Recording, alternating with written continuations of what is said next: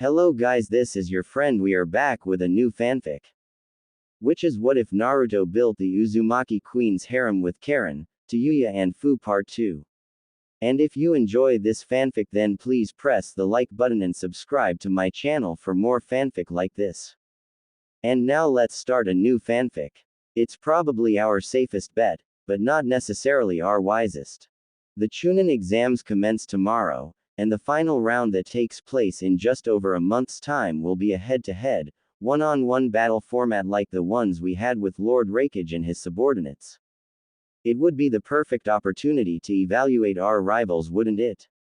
Kuretsuchi, by the looks of things, is being groomed to be the Yondaime Tsuchikage, and most likely Uzumaki and Akatsuchi will be her elite guard.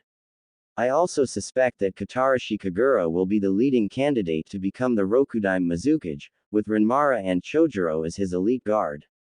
Furthermore, the students of the Eight Tails Jinchuriki, Killer Bee, are participating in these examinations.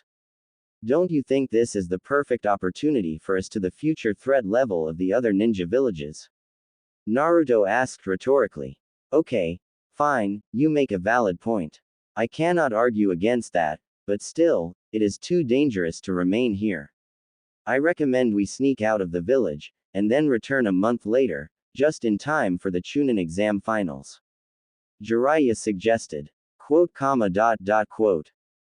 Jiraiya-sama, how sure are you that we are in fact still in danger? I mean, sure, by being in enemy territory we are automatically in danger, but Lord Raikage has called off the village patrol. The village is no longer under lockdown. It appears as though he only did that to ensure we participated in the impromptu Jonin examinations. Fu counter-argued. Okay, look, I won't deny it, you kids make some compelling arguments, however, understand that I'm not ordering you to do anything. Tsunade Hime made it clear that I should follow Naruto's lead for the duration of the examinations. Whether it's because of his judgment or his instincts, she seems to have a lot of faith in his discerning abilities. I was merely sharing my opinion. Jiraiya said with his hands raised in the air in surrender. Dipshit, what do you think? Tayuya asked anxiously. First answer me this. What happened the other day when you went to confront Lord Raikage about the Jonin exam? Naruto asked curiously, directing his question at Jiraiya as he had been curious about that for a while now. Well, I lost it and beat up the guards when they wouldn't let me talk to the Raikage. When I got to his office, he asked if I had killed or maimed anyone on my way there, and when I explained I had only left them unconscious, he smirked and, well, he ran out the window along with his bodyguards, left me behind with his secretary, Mabui I think her name was. Jiraiya replied with a baffled tone and expression. What the shithead Sennin? That doesn't make sense whatsoever. That guy is not someone that would run away from anyone. He didn't even run away from my father-in-law, and that guy had a flee on-site order on him. So what the? Tayuya asked incredulously. It was a strategic retreat. Lord Raikage broke or simply ignored many rules in order to make our exam possible. If he had been called out on it by a Konoha high official and still carried on with it despite those protests, it could have been grounds for war, at the very least it could have been an international incident. By running away, he denied the Konoha official, namely Jiraiya-sensei, the opportunity to lodge his complaint or protest. Even if Jiraiya-sensei had lodged the complaint with the assistant that remained behind, Lord Raikage could have just said that he hadn't made contact with her until after the exam, and therefore did not receive the complaint in time. Naruto explained with an amused smirk on his facial features, unable to believe how dastardly and mischievous the Raikage was. I guess it explains why they call him Unruly Eye. For a Kage, the guy sure is quite a delinquent. Naruto thought with a mental chuckle. Wow, talk about delinquent behavior. Ha ha ha, I think I'm starting to like Lord Raikage. Fu laughed innocently. Well, his delinquent behavior benefited us this time, but who knows what he might pull next time. All the more reason for us to get the hell out of here. Jiraiya replied. I think we should stay. Granted, it will be dangerous, so we'll have to stay on guard at all times, but I want to discuss some things with Lord Raikage and the resident Jinchuriki. I have somewhat of a proposal for them. Naruto said with a thinking pose. What kind of proposal? Tayuya asked curiously. It's still a work in progress. I'll let you know when I have all the finer details down. Naruto said cryptically. By the way, we have company, it's the Kurigakure team.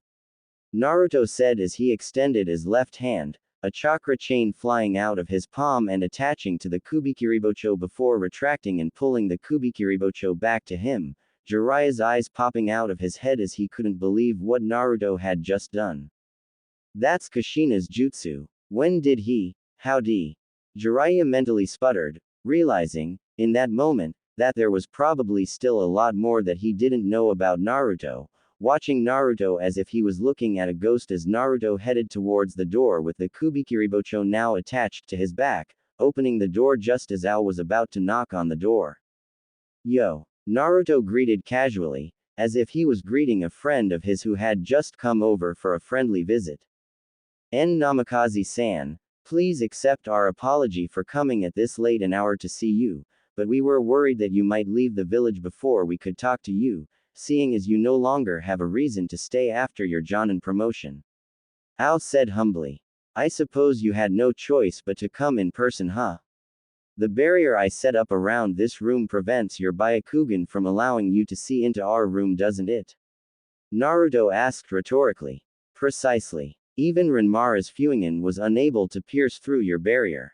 I've never seen anything like it. Ao said, impressed, but also wary as he imagined what someone who had the ability to negate his visual prowess could do. So he has X-ray vision too, huh? Interesting. Anyway, come in, make yourselves at home. Naruto said as he moved out of the way, the Kurigakure contingent cautiously entering the establishment as they all watched Naruto like a hawk. You may sit on my bed if you want. Naruto suggested. Thank you Namikaze-san, but it's quite alright. We would like to stand if you don't mind. Ao retorted.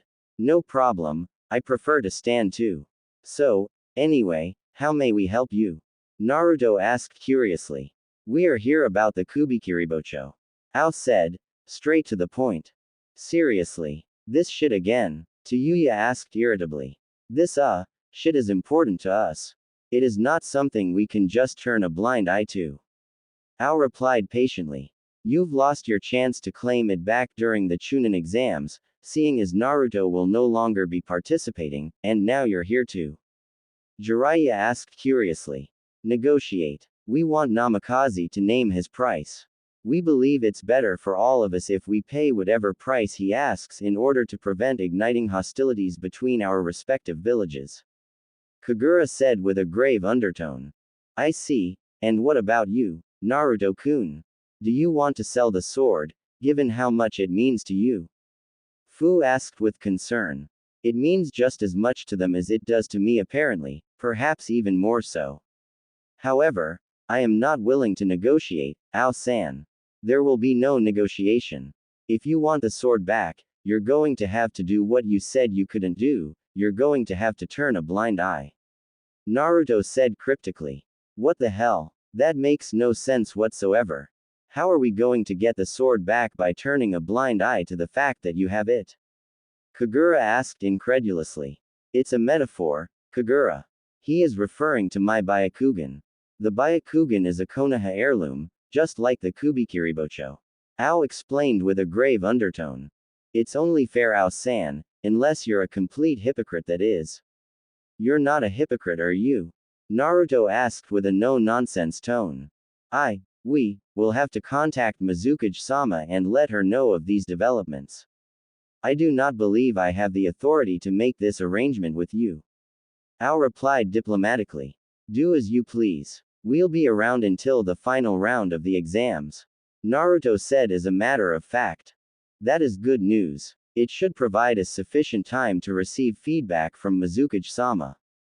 Thank you. Ao said with gratitude, even though he was still a bit wary about losing his Byakugan, Naruto nodding his head in the affirmative as he ushered the Kiri contingent out of his hotel room. Sheesh. Those guys just don't give up, do they? Fu said tiredly. Apparently. It's understandable, I guess. The 7 ninja swordsmen and their 7 swords are an important part of not just their history and traditions but also an important part of their military strength. Naturally, their first priority after taking back the village would be to retrieve all the swords and rebuild that legendary organization. Naruto replied. So, do you actually intend to give it back? I kind of like seeing that large clunky thing on your back, it kind of reminds me of the large thing on your front. Tayuya said with a lustful smirk. Ew. You perverted slut. You're worse than Ero Sennin. Fu said tauntingly. Shut up. It's not perverted, you stupid whore. Dipshit is my husband, so it's romantic, Tem. Tayuya exclaimed angrily. Pervy Yuya, arg. Fu cried as Tayuya jumped her, strangling her sister wife as she cussed and insulted her to death, while making sure she did in fact die by actually strangling her. Seriously, is this going to be the rest of your life? How are you going to spend the rest of your life with these idiots and not go completely insane? Jiraiya asked incredulously. I'll figure it out somehow. Naruto said with a casual shrug of the shoulders. Well, you better figure it out before your other wife dies from strangulation. Jiraiya said as he pointed at the 2 kunoichi, Naruto shaking his head as he released chains from his torso that quickly immobilized Tayuya. That's enough, you two. Tayuya-chan, I have a backup sword, it's just as good as this one. Actually, it's better. Also, stop trying to kill Fu-chan, and Fu-chan, stop antagonizing your sister wife. Naruto chastised his wives sternly, both of them nodding their heads in the affirmative. He actually seems to have a good measure of influence and control over them. I'm actually surprised he can control these unruly girls. Maybe there is hope for him yet. Jiraiya thought. Anyway, it's time to go to bed. Jiraiya-sensei, since you now know about my marriage to Fu-chan and Tayuya-chan, I won't be sleeping in the same room as you anymore. I'll be sleeping with my wives. We've already arranged for a new room with a king-sized bed. I hope you'll be okay on your own. Naruto asked rhetorically. You, together, all 3, same bed. Jiraiya stuttered incoherently, a lecherous look on his facial features as he tried to imagine how the night was going to go, the mental images too much for him as he got blown away into unconsciousness, blood flying out of his nose as he hit the wall on the other side and slid down onto the floor. Damn pervert. Serves him right. Tayuya said irritably. I guess I'll have to put up a protective barrier around this room then. Can't have just anyone walking in here while he's this vulnerable. Naruto thought out loud, wondering how Jiraiya had even survived this long without dying of blood loss given his perverted nature. Following day, near the Raikage Tower. Namikaze Tem, what are you doing here? Kuretsuchi asked with a sour attitude, not happy to see Naruto at all, it appeared. I could ask you the same thing, aren't you supposed to be preparing for the Jonin exams? Sorry, I meant Chunin exams. Naruto said with a mischievous smirk, causing a tick mark to appear on Kuretsuchi's forehead. Why, you arrogant little. We came here to talk to Lord Raikage about an important matter that concerns both his and our village. What are you doing here? Uzumaki asked quickly, cutting off Kuretsuchi before she could escalate the whole situation. Interesting. I'm here to talking to Lord Raikage about an important matter too, except it concerns not just our 2 villages, but all of our villages. Naruto replied. All of our villages? What could be so important? Kitsuchi asked warily. Does the name Akatsuki ring any bells to you? Naruto asked curiously, focusing all of his fox senses, his chakra sensing ability, and his emotion sensing ability in order to determine if Kitsuchi and his team didn't tell any lies, or at the very least to gauge their physical and emotional responses to some of the things he was saying. Akatsuki? Who the hell is that? What kind of idiot calls himself that? Kuretsuchi asked incredulously. It's not a person, it's a mercenary organization. I don't know much about them beyond that, only that they are willing to take some of the most difficult missions for a lower market value than other ninja villages charge. Tsuchikage-sama has mentioned them in passing, how they were stealing some of the high-end business from the top ninja villages. But that's all I know about them. Kitsuchi replied, Naruto able to confirm that Kitsuchi was 100% honest with him, deciding there and then to pay him back in full for his honesty. I see. Well, they're a lot more than a mercenary organization, they may be a danger to us all. By us all, I mean every single ninja village in the elemental nations. Naruto deadpanned, much to the shock of his Tsuchigaku rivals. What? That's impossible, Tem. How is a mere mercenary organization supposed to be a threat to all the 5 great shinobi nations, idiot? Kuretsuchi said condescendingly.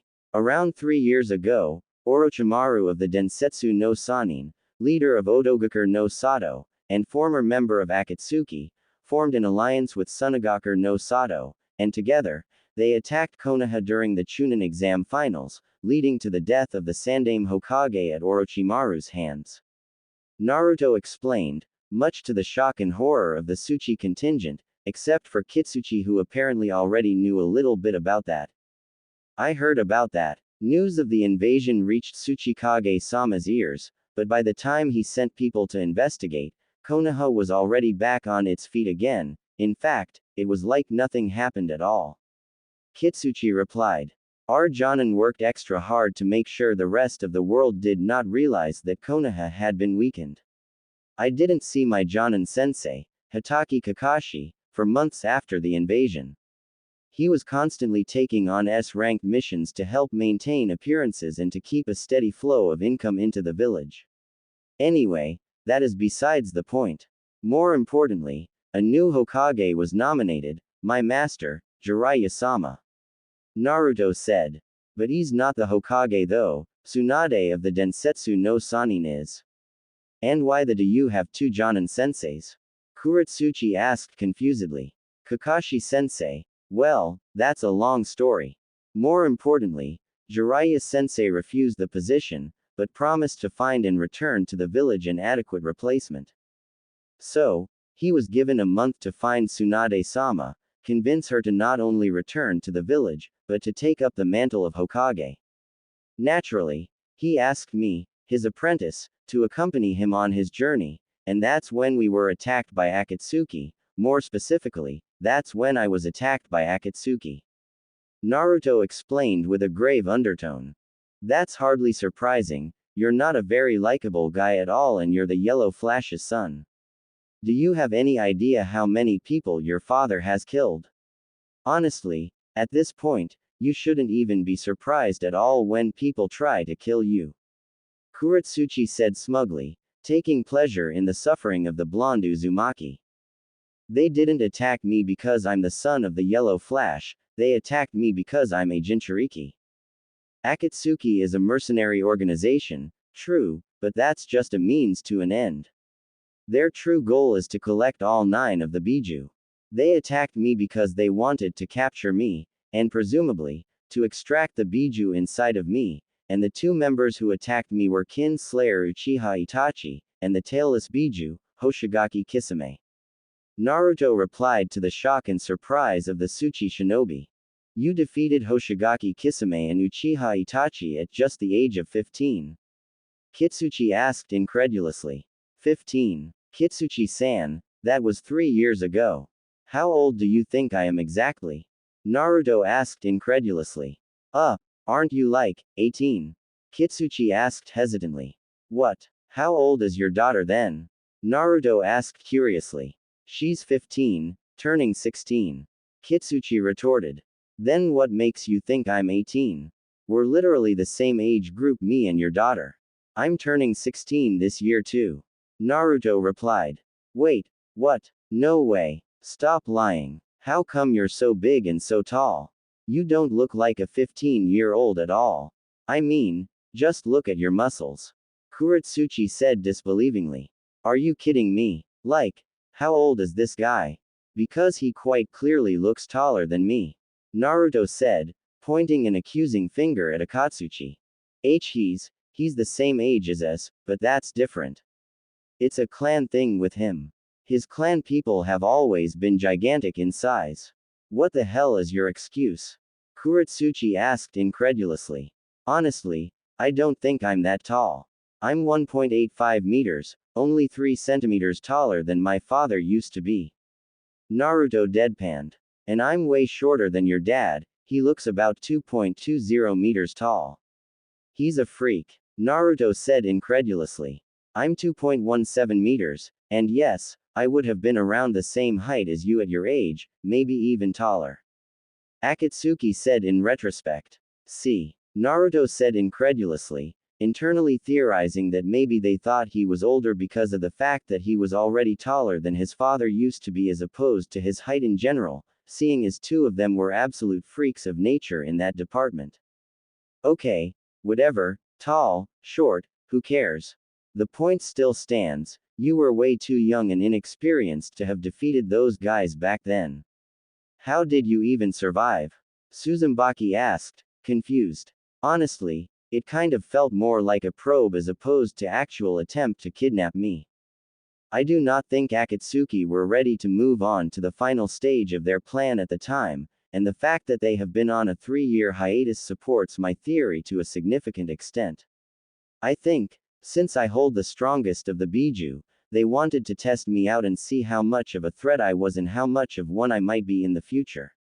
They didn't seem to put much of an effort into it. Naruto replied. I see. So Orochimaru is a former member, and the only other 2 known members are legendary figures themselves of equal or even greater stature, and to top it off, these people are interested in attaining the power of the Biju. That really does sound like a big problem. How many of them do you think there are? Do you know? Akatsuki asked warily. We believe there are around 9 or 10 of them. Naruto replied. That's not good at all.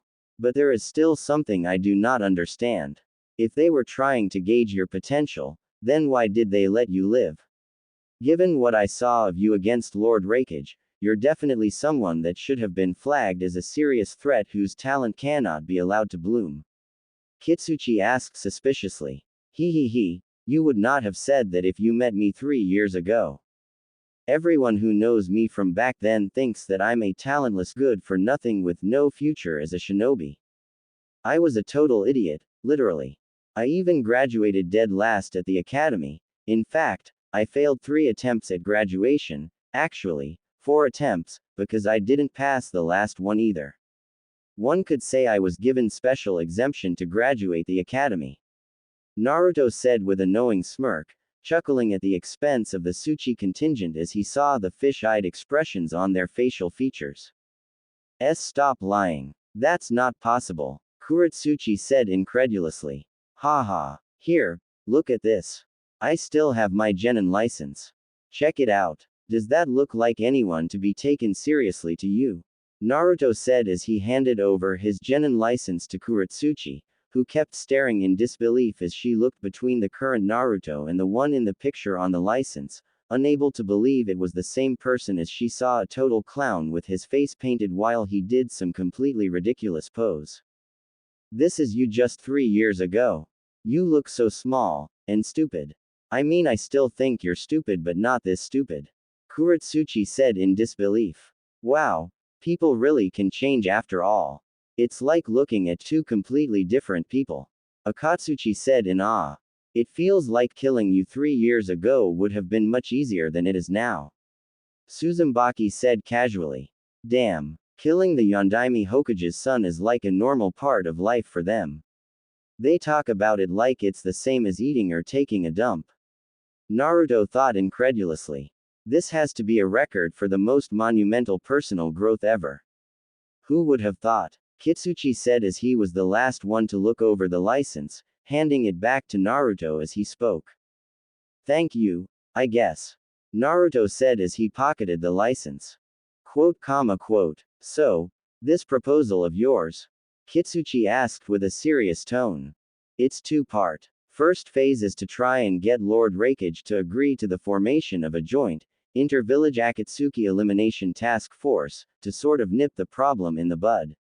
I expect total rejection of course, in which case I hope to convince him to make sure that his Jinchuriki no longer go on solo missions, and when they do go on missions, they go with a strong, competent four-man squad. Naruto explained patiently. And the reason you're so forthcoming about all of this information is that you're hoping that we do the same and convince Tsuchikage-sama to allocate four-man squads to assist our Jinchuriki. Kitsuchi asked curiously. Exactly. I was planning to come to you with this information anyway, so it's actually quite convenient that I ran into you today. Of course, I could never expect a joint task force between Iwa and Konoha Shinobi, that's impossible. If it wasn't obvious before, your attitude towards me has made it abundantly clear, but maybe at least you can all agree that Akatsuki needs to be dealt with and help your own Jinchuriki to that end. Naruto explained his reasoning. Why do you care about our Jinchuriki? We're your sworn enemies. Kuretsuchi asked, confused. Because I know what it's like to be a Jinchuriki. To be treated with fear, hate, scorn, and resentment by everyone, to live a life of complete isolation, devoid of normal human contact.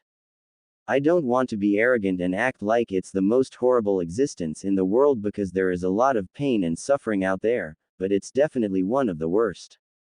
And now we're being hunted for sport. The very thought that there are others out there like me and I cannot do anything to help them. Naruto trailed off, clenching his fists tightly as he took a deep breath in order to calm himself down, thankful for his mastery over Sage Mode as it had helped him to have far better control over his emotions. Quote, quote. Anyway, as they say, better the devil you know. My gut feeling is that the world is way better place with the Biju in the hands of the 5 great nations than in the hands of an organization of S-ranked criminals. Naruto said pragmatically. You're different than I thought. I thought you were nothing but a murderous devil like your father, but you're nothing like him, at least you don't appear to be as bad as him. Kuretsuchi said, Naruto internally wondering what the hell her father and grandfather told her about his dad, because the man he met in his Jinchuriki seal was the furthest thing from a devil that Naruto could think of. Yes, well, thank you. Anyway, I've said my piece. I hope you put this information to good use, and I hope Lord Tsuchikage doesn't reject the information and advice purely on the basis that it comes from the son of the Yellow Flash. Naruto said as he walked past the Tsuchikage contingent. Oh, and good luck for the examinations. I'm looking forward to seeing you in action during the final round. I have no doubt that you will make it. Naruto said confidently, stopping briefly in order to say his piece before carrying on walking towards the Raikage Tower. We still have an hour and a half before the exams. We'll be waiting for you right here. We want to hear the verdict of your meeting. Kuretsuchi shouted, Naruto waving his right hand in the affirmative as he carried on walking without turning around to look at Kuretsuchi. Seems like you're starting to warm up to him. That's dangerous. The last thing we can afford is for you of all people to become compromised by the Yondaime Hokage's son. Uzumaki with a grave undertone. The you talking about? I'm not warming up to that asshole. Are you out of your mind? If anything, I'm freezing up to him. Kuretsuchi said angrily. Listen, I'm not accusing you, and I'm certainly not blaming you. I've been right by your side the whole time, so I know, he's a very difficult man to hate. However, we must never forget what he is capable of. His father was just as deceptive as he is. He acted kind, open, carefree, and innocent outside of battle, and then turned around and mercilessly slaughtered thousands of people without batting an eyelash. Uzumaki said gravely. You make it sound like you knew the guy personally. Akatsuchi said, confused. I've heard the stories from those who survived just like anyone else. My father told me stories. Uzumaki said darkly. Whatever. Look, I know killing him is important, but I'd like to think that preventing our Jinchuriki from being taken is just as important, if not more so. So let's just wait and see what the asshole has to say when he comes back from his meeting with Lord Raikage. Kuretsuchi retorted. Very well, let us wait. Uzumaki replied plainly. 15 minutes later. Hey you don't look so good. I would have expected the meeting to be a bit longer. Kuretsuchi said hesitantly, looking at the blonde Uzumaki with concern as he looked like someone just kicked his puppy. It didn't go so well. Lord Rakage had no interest in anything I had to say. He thinks I'm overreacting and he thinks there is no way his Jinchuriki would lose and get captured. He's letting his pride get in the way of what must be done. I understand rejecting the joint ninja village task force idea but not to even provide backup for the Jinchuriki.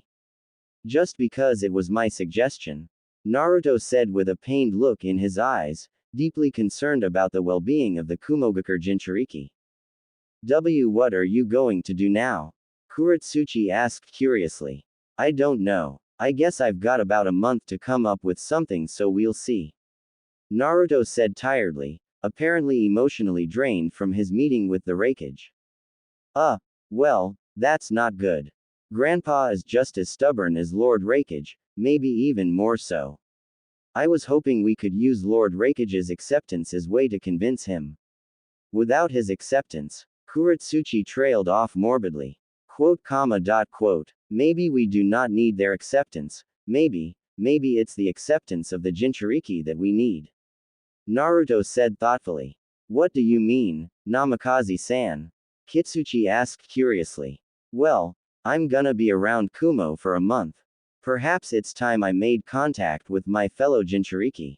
Maybe if they acknowledge the threat of Akatsuki, then they can appeal to Lord Rakage to have teams allocated to them. Naruto said with a small smile, looking like he had a little more hope than he did before. I see. It's not going to be easy, especially if they are just as stubborn as Lord Rakage, but it's worth a shot. There really is nothing to lose. Kitsuchi said with a big smile, for some reason that he couldn't understand, finding himself genuinely trying to cheer up the blonde Uzumaki. Yeah, I mean I already met Yugito-chan, she seemed cool and approachable. Hey, actually, I seem to recall she said we could hang out if I survived my Jonin exam.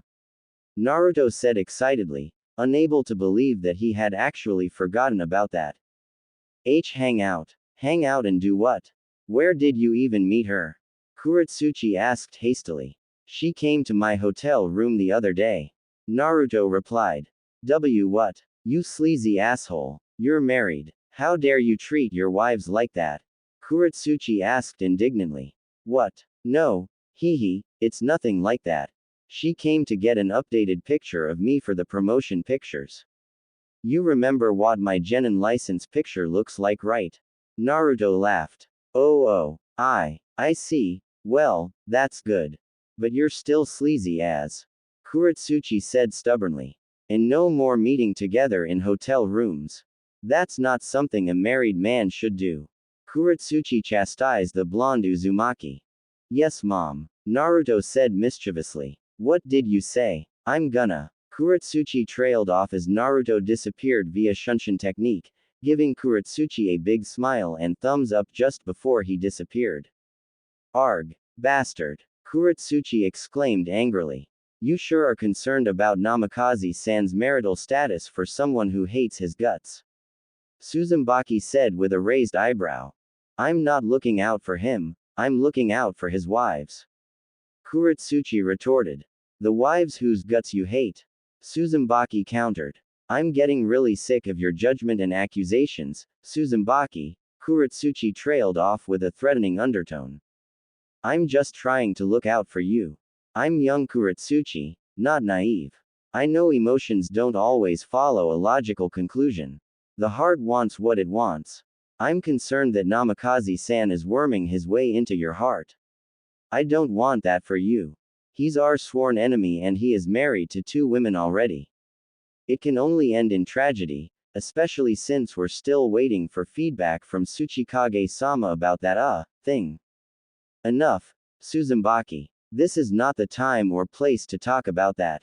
For now, focus on the task ahead of you. The Chunin exams begin in just over an hour. Focus on that and forget about everything else. Kitsuchi said with authority. Hi, Kitsuchi-sensei. The Kamizuru heiress said submissively. Good, let's go. 45 minutes later. If it isn't sweet Yugito-chan. Imagine, me walking around the whole village looking for the food of the gods, only for the gods to lead me to you. Surely it must be fate. Naruto said as he entered the Stormbreaker ramen stand, feigning surprise at seeing Yugito there even though he had already sensed her chakra long before he got there. Namikaze-san, the last person I want to be seen with in public. Yugito greeted calmly, not even turning around to look at Naruto as she carried on eating her ramen. Now Yugito-chan, don't be like that. You promised you and I could spend some quality time together if I survived my Jonin exam. You're a woman of your word, aren't you? Naruto asked with an all too innocent tone as he sat right next to her, causing a tick mark to appear on Yugito's forehead. Bastard. Quality time together. Why you gotta make me sound like some groupie skank? Yugito thought irritably. As I recall, I said we could be friends, nothing more, nothing less.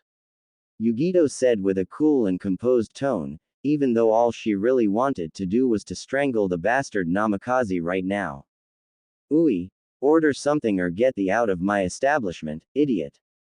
The longer you stay here the more goodwill I lose with my customers. A beautiful, ebony-skinned woman said as she came closer to Naruto and Yugito, wearing a cooking chef's outfit and spotting purple hair and orange eyes, with a nice and voluptuous figure Naruto couldn't help but notice. Sorry ma'am, that is hardly my intention. Tell you what. Naruto trailed off as he extended his right hand, a ninja scroll with the kanji for 10 million appearing on his hand in a puff of smoke. I'll give you 10 million Ryu up front if you let me, my friends, and my comrades eat here whenever we want for the next 30 days. That's a more than fair deal, isn't it? Surely it makes up for your lost goodwill.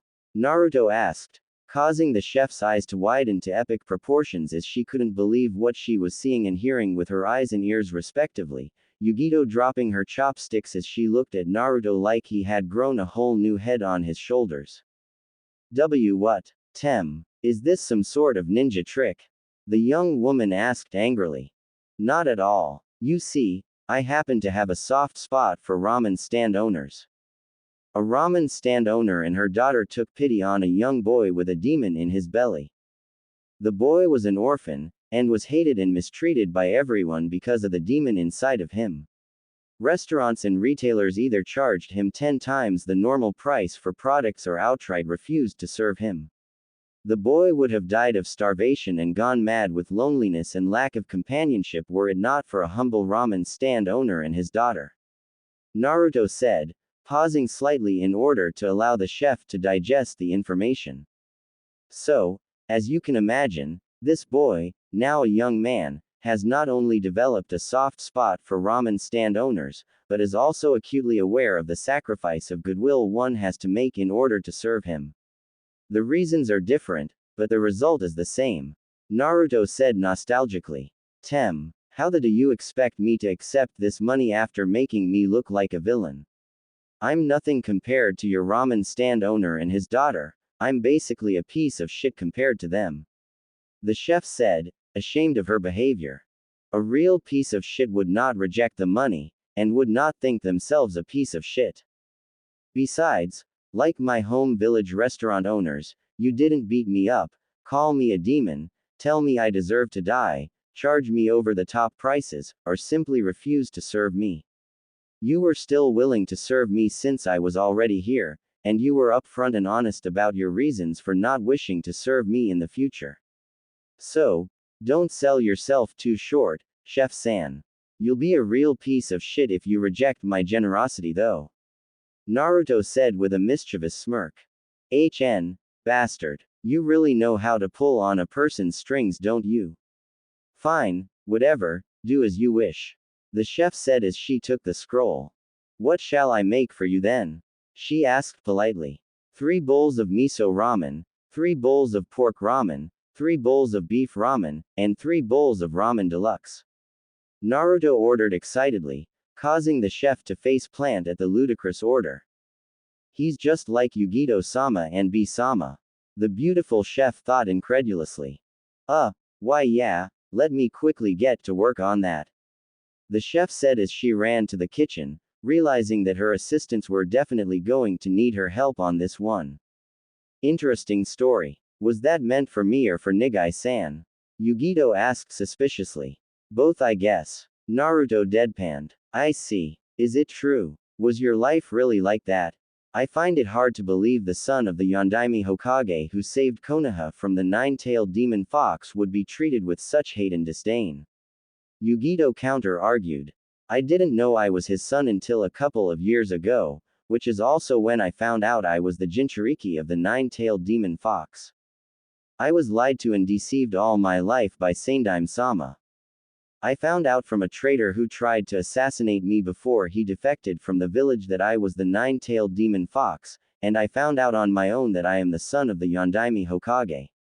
Can you imagine if I had come here without knowing, the surprise of hearing from you guys and the Iwagakure guys that I am the Yellow Flash's son when no one in my own village ever disclosed that very important information to me?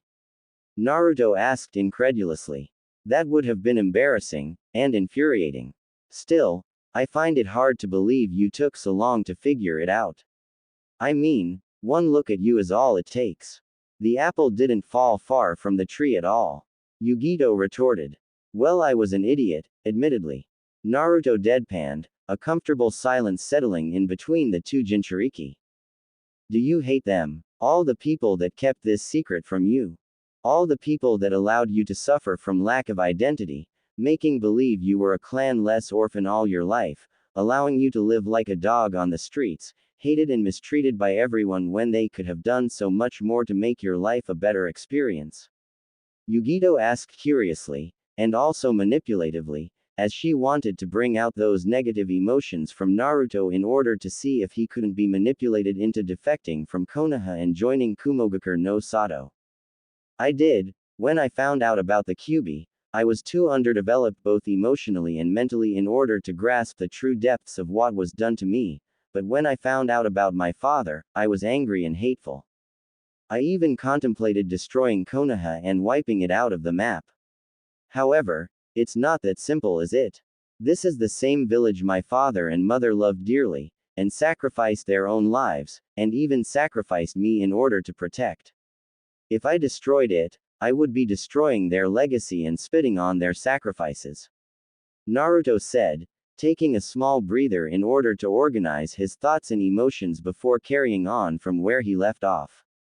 Soon after that, I met Fu-chan, and then I met Tayuya-chan. I found people that genuinely loved me and cared about me unconditionally, and people that I too love and care about unconditionally. Love is the antithesis of hate, so I guess you could say that they cured me of any residual hate or resentment I might have been holding onto. I want them to be safe and I want them to live as peaceful an existence as possible. I can build that life for them in Konoha, and as Rokudaime Hokage, I can make sure that Konoha becomes the kind of place that they can be proud to call home. Naruto explained truthfully, leaving out however the diabolical part of his plan, which was that his ascension was meant to be the beginning phase of the Uzumaki takeover of the village, as he intended to groom his descendants to be the future leaders of Konoha and to basically turn Konoha into their personal army. After all, why fight them, when you can just take over their village and use them for your benefit? I see. You are a noble man, Namikaze-san. If your father was anything like you, then I can see why he has such a stellar reputation in the ninja world. Yugito said, paying Naruto what had to be the highest compliment one could possibly have in the ninja world. Thank you, Yugito-chan. That means a lot to me. Although try not to say anything like that in front of Kuretsuchi, she is convinced that my father was an actual devil. Naruto said as the chef, Nigai, quickly put 3 bowls of miso ramen in front of Naruto, whispering that the other bowls would follow soon, whispering because she could tell that the two Jinchuriki were in deep conversation. Hee. I don't want to laugh because I understand where she is coming from, but still. Yugito laughed softly, Naruto unable to believe that he had just made the stoic ice queen of all people laugh. Hee. You should laugh a little more often, Yugito-chan, you have a wonderful laugh, almost angelic even. Well, at least what I imagine an angel would sound like if it laughed, a female angel of course. Naruto made sure to emphasize at the end, causing Yugito to laugh a little louder at how ridiculous a person had to be to feel the need to clarify something so obvious. Thank you, Naruto-kun, I appreciate that. No one has ever complimented me like that before. Yugito said with a warm smile. She called me Naruto. And this is the first time she has called me by name, isn't it?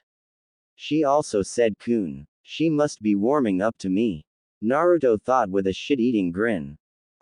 Yeah, I'm just telling the truth how I see it, that's all. Naruto said with a casual shrug, not wanting to show how happy he was. Another comfortable silence settling in as Naruto finished his third bowl in record time. So, why did you track me down?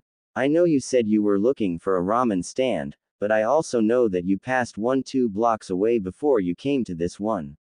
Is there something you wanted to say to me, besides the fact that apparently I have the laugh of an angel?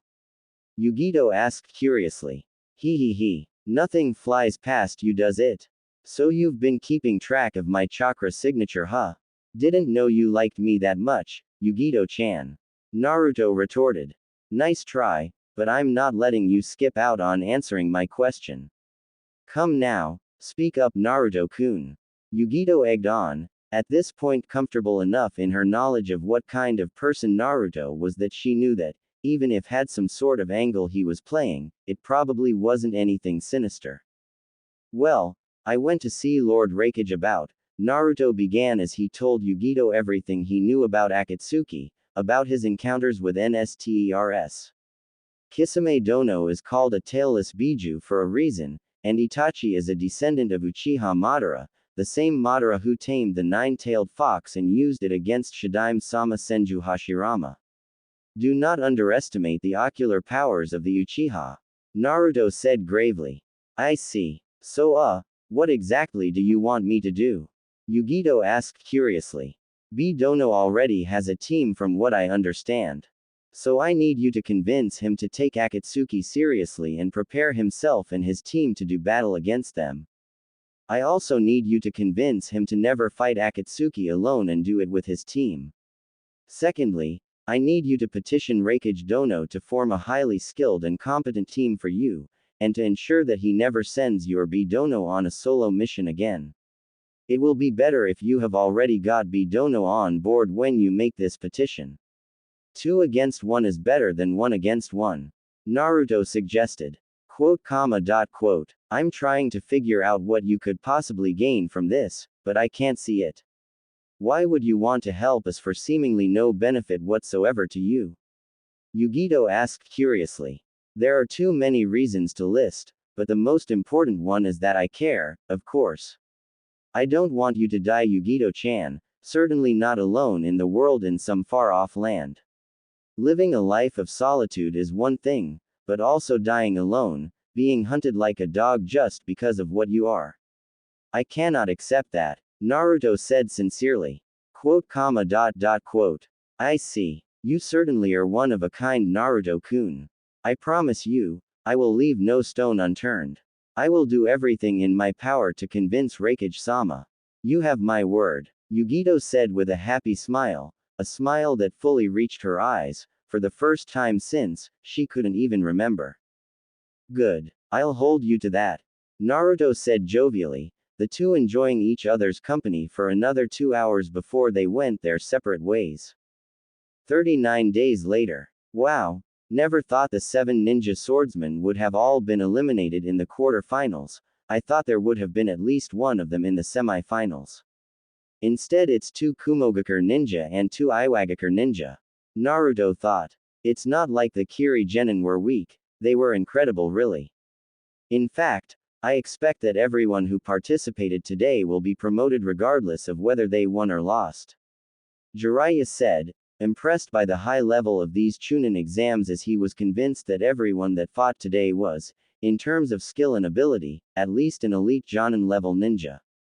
Just as importantly, 3 of the 4 finalists are kunoichi and only one of them is a shinobi.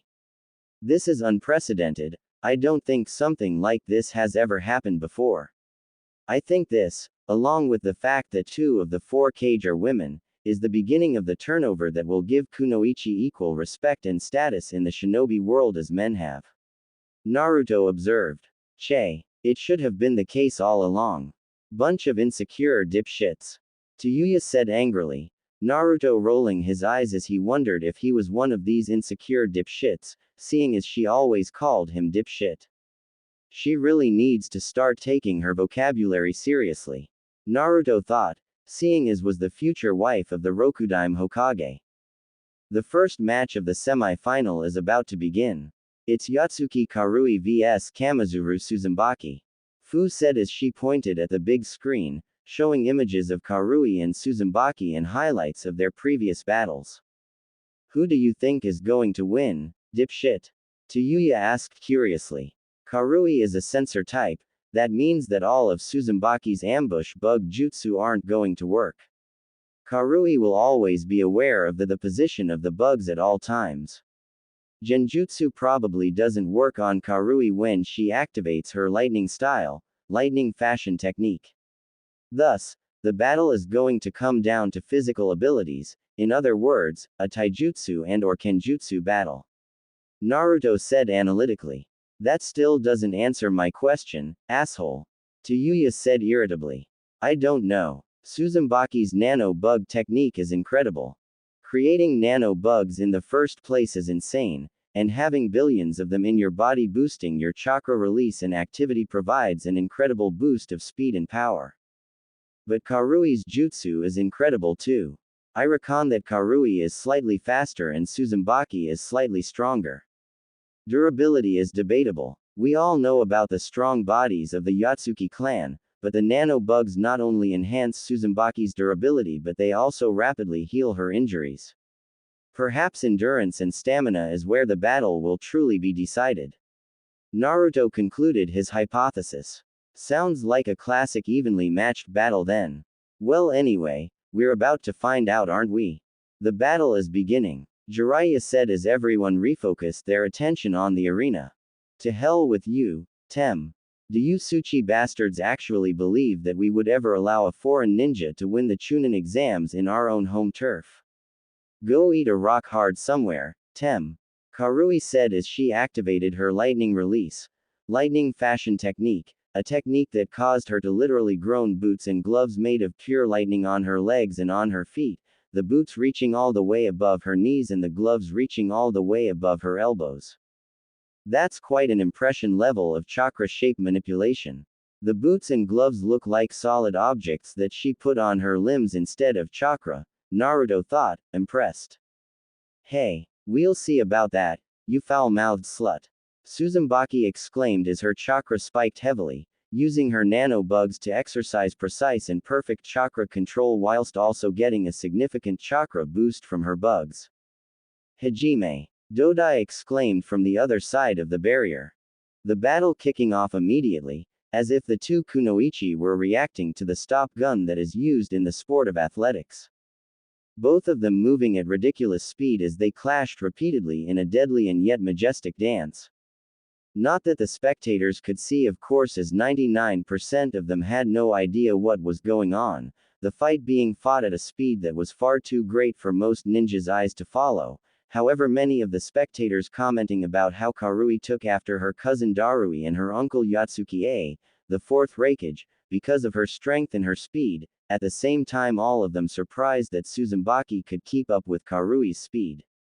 Still, being fast enough and strong enough to match Karui was not good enough, nor did having great sensory skills thanks to her nano bugs, as even that was negated by Karui's own sensory abilities. What truly separated the two of them, contrary to what Naruto thought, was not the stamina of the two fighters but the difference in taijutsu skill, as Karui, utilizing the Yatsuki nintaijutsu style that had been developed over multiple generations, had superior taijutsu skill than Uzumbaki.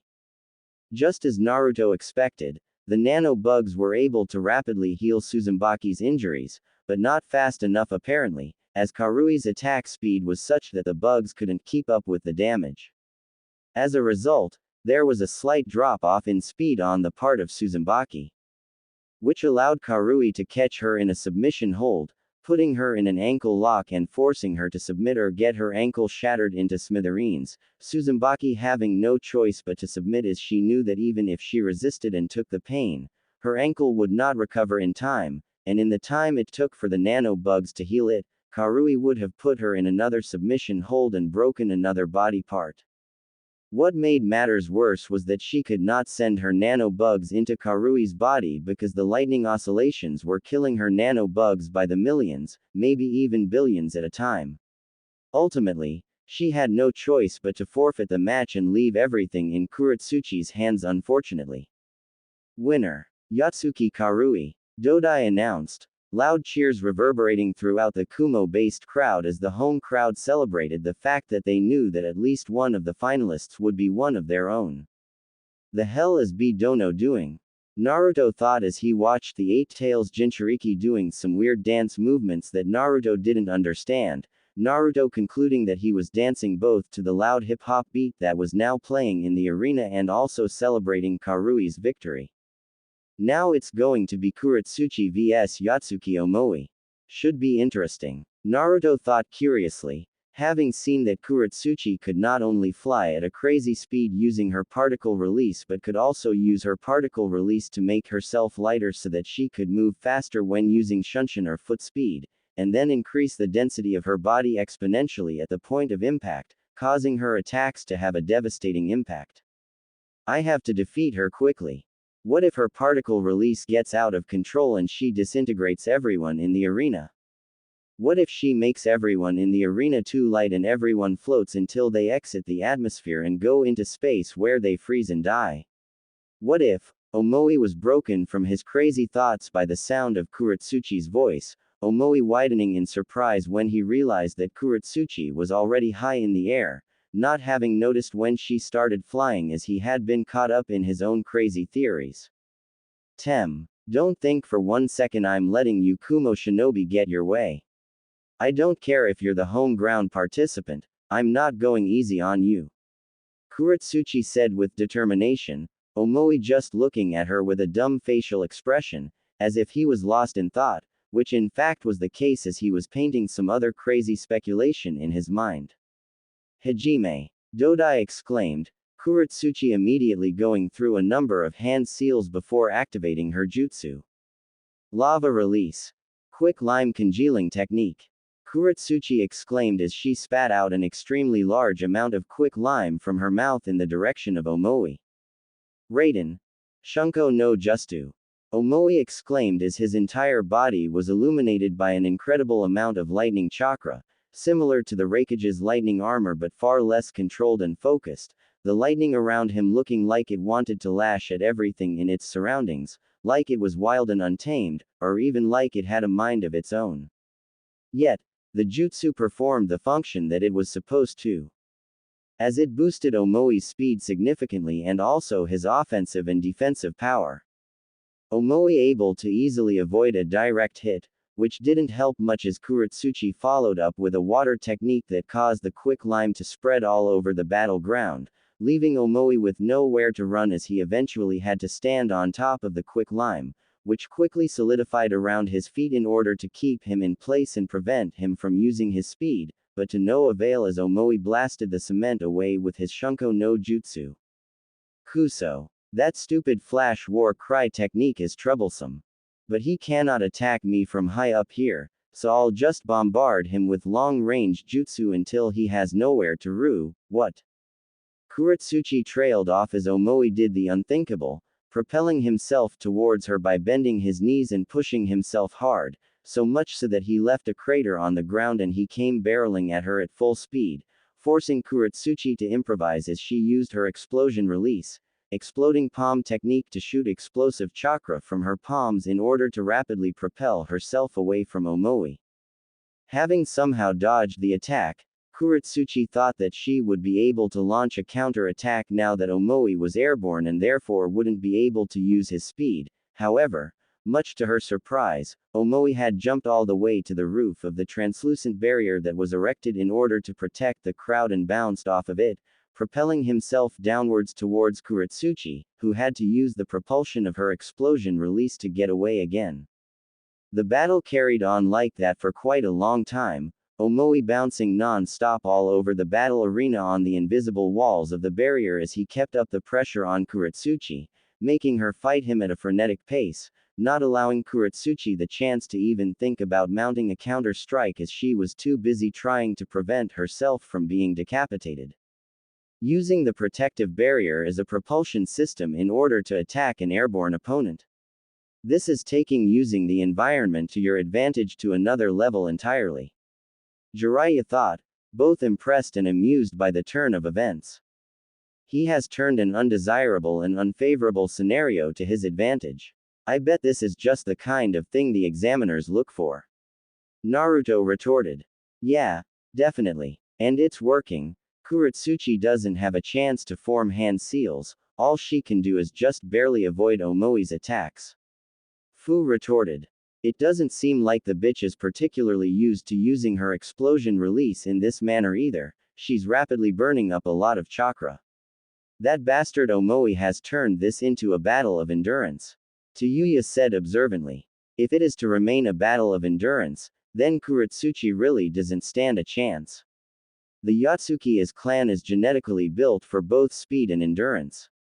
They have the qualities of both sprinters and marathon runners combined into one. Fighting at a frenetic pace like this for an extended amount of time is their specialty.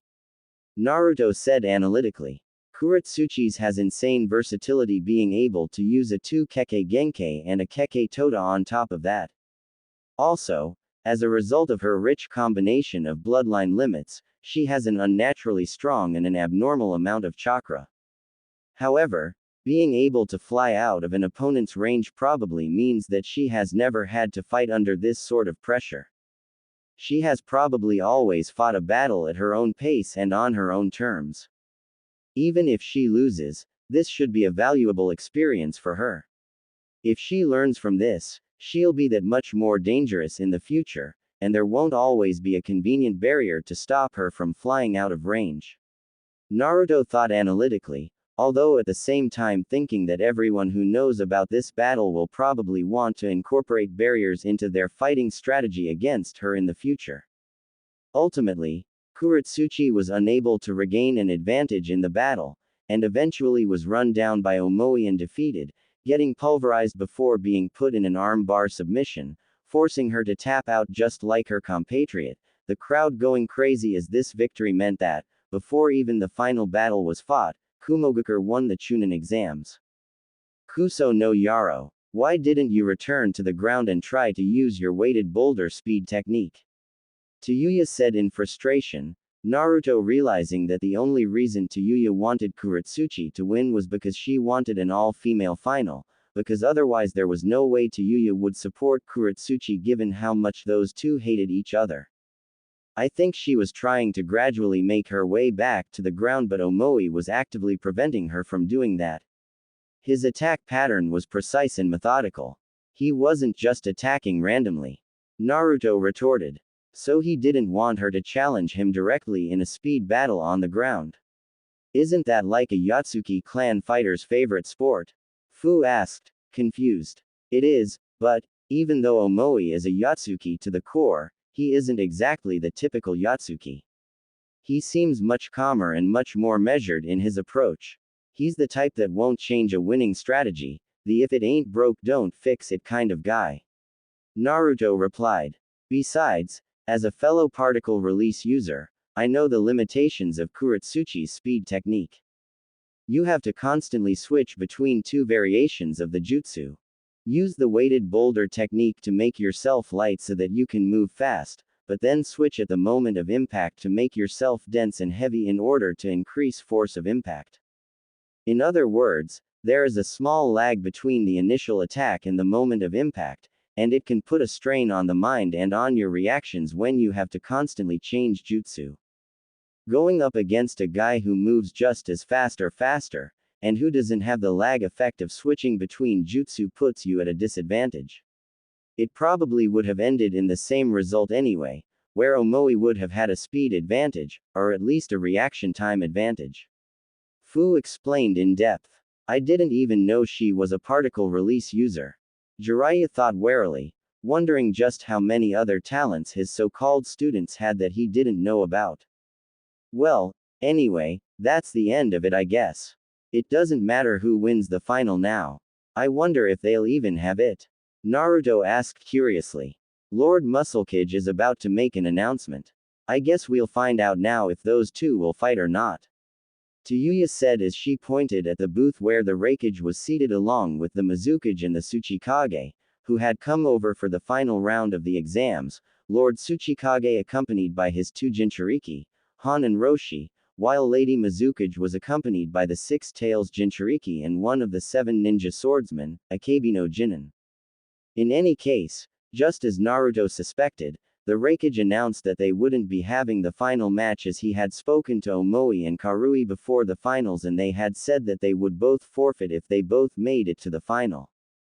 The Raikage also explained that even though, as Raikage, he had the authority to order them to fight each other, he would however not go through with it as he respected and even admired the love and bond between family and friends that was shared between Omoi and Karui. The Raikage capped it off by advising everyone to take heart in the fact that Kumogakure had proven its strength by winning the tournament, and announcing that both Omoi and Karui would be named as joint winners of the tournament. Some of the crowd were disgruntled understandably as there had been bets about who would win between the two Kumogakure genin, but for the most part, everyone was just relieved and happy that their village had proven its strength and standing in the shinobi world. There was of course that little bit of an asterisk to it all as Naruto, Fu, and Tayuya had not participated in the tournament, because they had fought against Lord Raikage and his elite guard and Wan, which in a way could imply that Konoha were in fact the victors with Kumo coming in at second place.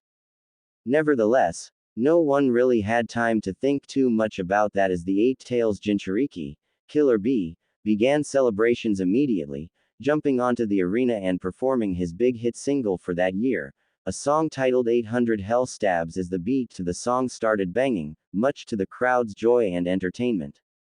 Kumogakure sure has a unique vibe huh? Naruto said with an amused smirk. Yeah, it's actually kind of cool actually. I like it, Tayuya retorted. You kidding me? This is the best. Fu exclaimed excitedly as she jumped up and started dancing and singing along to the song, fumbling over the words as she didn't know the lyrics but that typically didn't stop her from enjoying the vibe nonetheless. Hey, you sure know how to pick Yaki. Jiraiya said with a mix of emotions, still honestly not sure if he really trusted these girls and their intentions with his godson, in fact, not even sure he trusted his godson either, but at the same time feeling guilty about the fact that he wasn't happy for his godson and was in fact envious of the bond and trust that he had with these girls, a bond that he didn't think he had at all with his godson. That evening, Jiraiya's hotel room. Naruto, the exams are over. What are we still doing here? Jiraiya asked warily. I have some loose ends to tie up. Give me 2 or 3 days, and then we'll leave. Naruto said calmly. It's because of that skank Yugito Tem, isn't it? Don't look so surprised, I know you have been spending an unhealthy amount of time with her. Tayuya said venomously.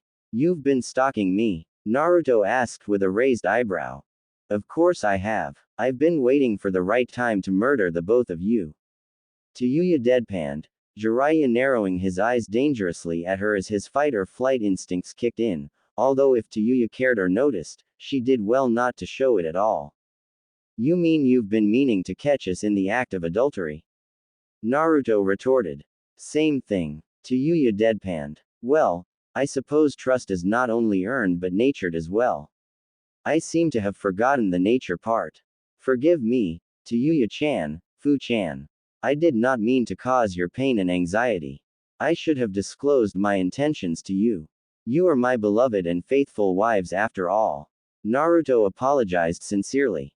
Your intentions? Fu asked anxiously, Naruto telling her and the rest of the team about what he and Yugito had been discussing, which was mainly a number of ways to persuade the Raikage to take Akatsuki seriously and allocate adequate protection for Yugito and B. What? That's what you've been doing? All those long walks and lunch dates and that's all you were talking about? Tayuya asked incredulously. Yeah, Naruto deadpanned. Wow, dipshit is a total idiot. He really hasn't noticed how much she has the hots for him. I was worried about nothing after all. Tayuya thought incredulously, triggering her memories as she remembered that actually, Both Fu and Naruto were total idiots, as it was she who had eventually had to initiate everything in order for there to be a romantic relationship between the three of them. I see. So you want to protect the other Jinchuriki, even if they are from enemy villages? Fu asked, breaking Tayuya from her musings. I do. Naruto deadpanned, causing a wide smile to appear on Fu's facial features. That's awesome. Is there anything I can do to help? Fu asked excitedly, her mood doing a complete 180 degrees, which of course, was very typical of her. No, not really. Yugito-chan and I have pretty much exhausted every possible angle. Lord Raikage is quite a stubborn mule, I have to say. And if we couldn't convince him, I doubt there is any way Kuretsuchi can convince Lord Tsuchikage. From what I hear, he is even more stubborn. Naruto said thoughtfully. Wait, you even roped in the Tsuchikage granddaughter into this? How the hell did you do that? That little girl hates your guts. Jiraiya said incredulously. That she does. However, she loves her village even more, and loves power just as much. She cannot stand the very idea of her village losing two of its prized military assets. Also, Roshi and Hondono are her uncles. They're family to her. Obviously she doesn't want them to die. Naruto explained. He's always been good at looking into people's hearts and seeing exactly what is in there, even when he was a naive, immature brat. But now that he is wiser and more experienced, he is even better at getting people to do what he wants or needs them to do. It's a very dangerous ability in the wrong hands, the ability to compel even your enemies to move how you want them to move. Jiraiya thought warily. I see. So you're giving it your best shot for another 3 days? Jiraiya asked curiously. Well, as of right now, there are 7 Jinchuriki in the village. I don't think that has ever happened before. I think maybe Fu-chan and I should try to get to know our kin. I haven't spoken directly to Lord Kurabi since I got here, and I want to speak to the Rokubi Jinchuriki and the Jinchuriki from Iwa. It may not help much, but it may also be that little bit of extra knowledge and precaution that saves their lives. Naruto explained. And what about our exit strategy? We still do not have one. I don't believe for 1 second that the Tsuchikage bringing both his Jinchuriki here is a coincidence. He's up to something, Jiraiya said suspiciously. It's not a coincidence. They're planning to ambush us.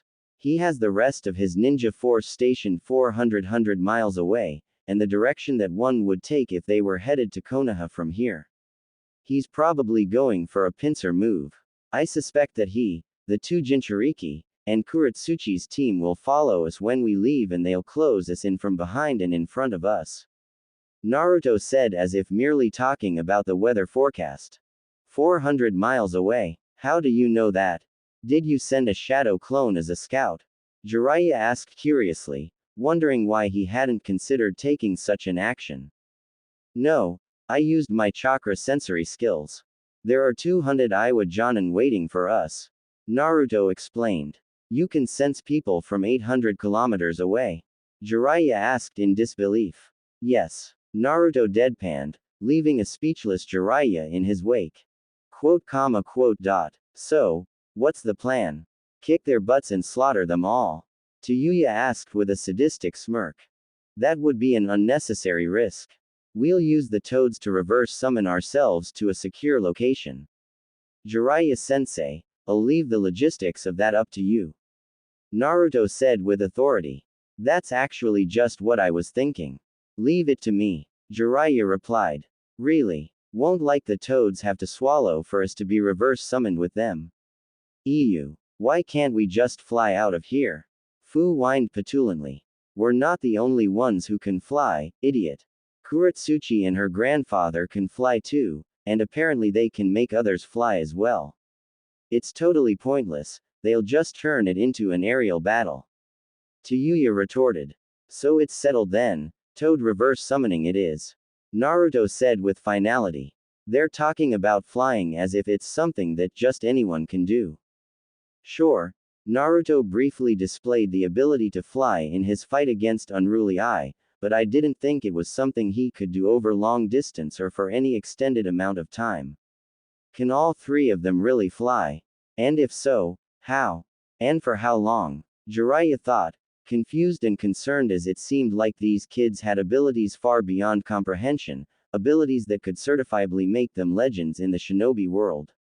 Now, would any of you like to accompany me to dinner with Lady Mizukage and her entourage at her hotel suite? I've been invited. Naruto asked as if he was just talking about dinner at Ichiraku's ramen stand.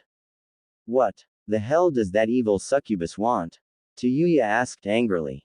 I'm sure she just wants to talk about the Kubikiribocho and the Byakugan. Naruto replied. Oh yeah, I forgot about that. Sounds great to me, let's go. Fu said excitedly. Are you morons serious? What if we get poisoned or something? Jiraiya asked incredulously, confused when Fu, Naruto, and Tayuya started laughing at him. I must be losing my sense of humor in my old age, or there must be a new sense of humor that was discovered in your generation because in my era, death by poisoning was not a laughing matter. Jiraiya said irritably, unable to comprehend the sheer stupidity of his students. Poison doesn't work on us. We're pretty much immune, Fu said jovially. What? Is it because you and Naruto are Jinchuriki? What about Tayuya then? She's not a Jinchuriki. Jiraiya said incredulously. But she's an Uzumaki who has mastered her healing and regenerative bloodline limit, and she's a master of the cursed seal. She'll be fine, Naruto said casually. So it's true, she really is an Uzumaki. And Naruto not only knows about his father but also knows about the Uzumaki clan as well. Which means he probably knows about his mother somehow. Jiraiya thought, wanting to ask how Naruto knew all of this but also knowing all too well that it would open another can of worms, which was, of course, that why had he, Tsunade, and Sarutobi-sensei kept this information from him? Quote. So we're going then? Naruto asked rhetorically. I don't have immunity to poisons, so I guess I'll be your scout or something. Jiraiya replied, feeling a little left out in all honesty.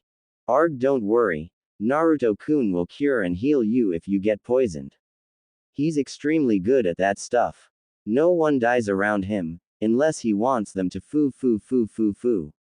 Fu laughed diabolically, causing Jiraiya to sweat drop at her unstable behavior, as if he was ever going to stake his life on the words of someone like her. Thanks, but I think I'll pass. Jiraiya said dismissively. No, you'll have to be with us. Your name and reputation will be an essential weapon in these negotiations. It can't be just all kids there to negotiate with Lady Mizukage. At least one adult is necessary. Make a reinforced shadow clone if you're so worried about poisoning. Naruto said uncompromisingly. A reinforced shadow clone, huh? Sounds like a plan. It won't be easy for them to tell that it's a shadow clone if I put at least 75% of my chakra in it. But that will leave me vulnerable if I am attacked while my clone is in negotiations with you. Jiraiya said with concern. I'll summon 2 battle toads to keep you company. Naruto deadpanned, wondering why Jiraiya was stressing about things that were no-brainers. Fine. I suppose that will have to do. 45 minutes later. Mizukage's hotel suite. I must say Mizukage-sama, this is quite an exquisite setup you've got going here. Naruto said as he stared in awe at the setup, impressed at how the Mizukage had turned her hotel suite into some kind of royal dining hall, all sorts of cuisines on display on the long and elegant-looking dining table. Thank you Namikaze-kun, but you, and only you, may call me Mei-chan if you so please. The Mizukage said with a sultry tone, causing a tick mark to appear on Tayuya's forehead, pissed off at the total disrespect of the Mizukage, to dare to flirt with a man right in front of his wives. Mei is a tall, slim-figured yet voluptuous woman with fair skin. She has green eyes, and ankle-length, auburn hair styled into a herringbone pattern at the back, a top knot tied with a dark blue band, and with 4 bangs at the front. 2 bangs are short, with one covering her right eye, and 2 are long, crossing each other on her bust, just below her chin. She is wearing a long-sleeved, dark blue dress that falls just below the knees. The dress is closed at the front with a zipper, and is kept open on the front right side from the waist down. The dress only covers up to the upper part of her arms and the underside of her s. Underneath, she is wearing a mesh armor that covers slightly more of her upper body than her dress. She is also wearing a skirt in the same color as her dress and, underneath those, mesh leggings reaching down over her knees.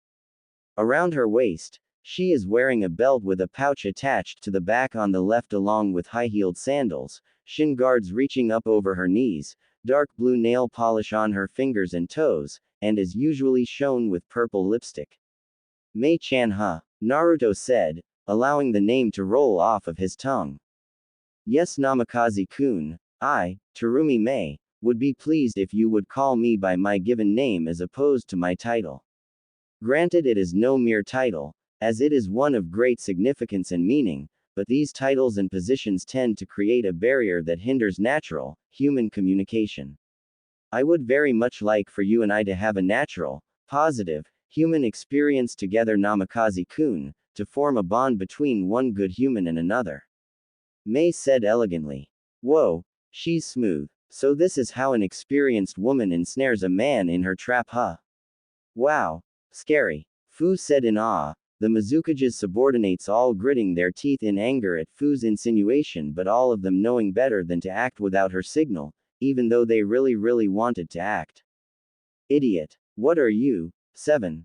You'll sabotage negotiations before they even begin with your loud mouth. Jiraiya said with exasperation. Ha. Loud mouth my foot. She's just telling the truth. Who would have thought that Mizukage-sama was such a slutty succubus? Have you no shame, Tem? Trying to seduce a man right in front of his wives. Tayuya said with an accusatory finger pointed at the Mizukage, much to the increasing ire of the Mizukage's subordinates.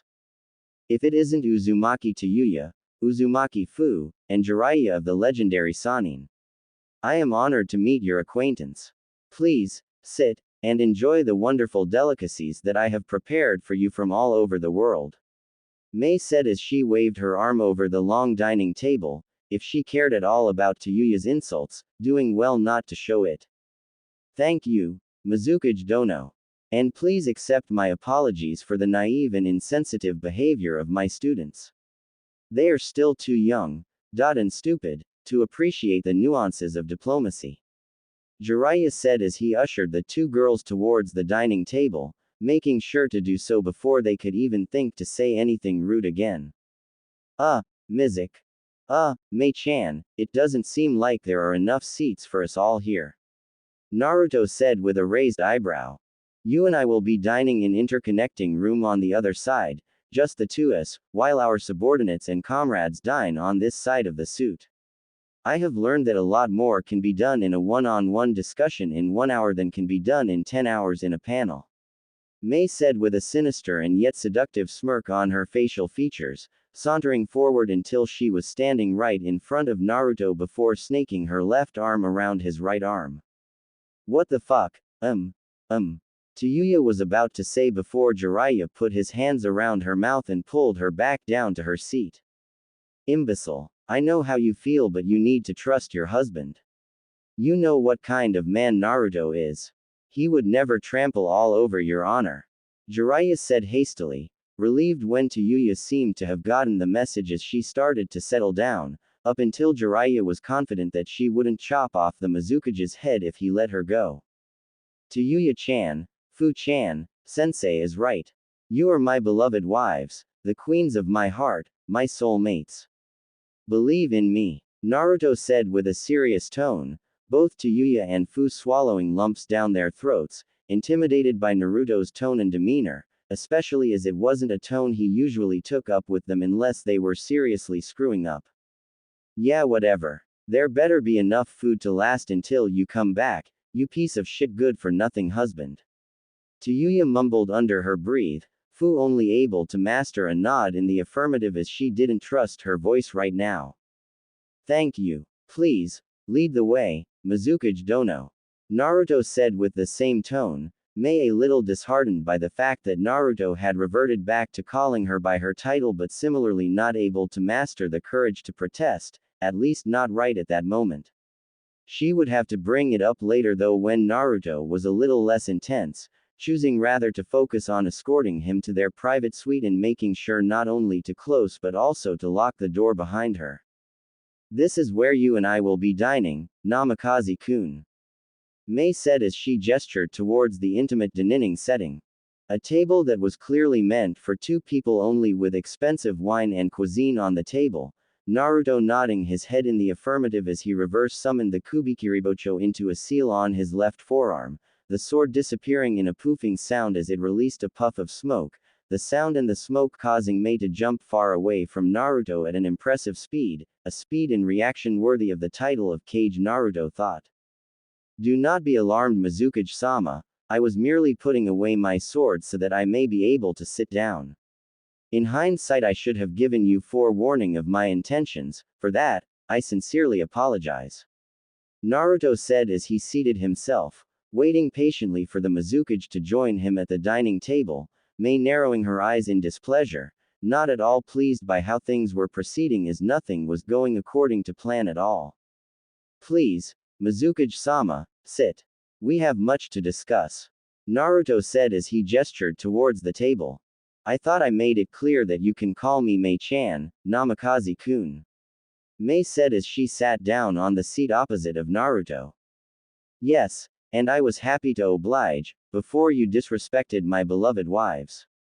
I did not take kindly to that, but I also did not want to say or do anything that might embarrass you in front of your subordinates.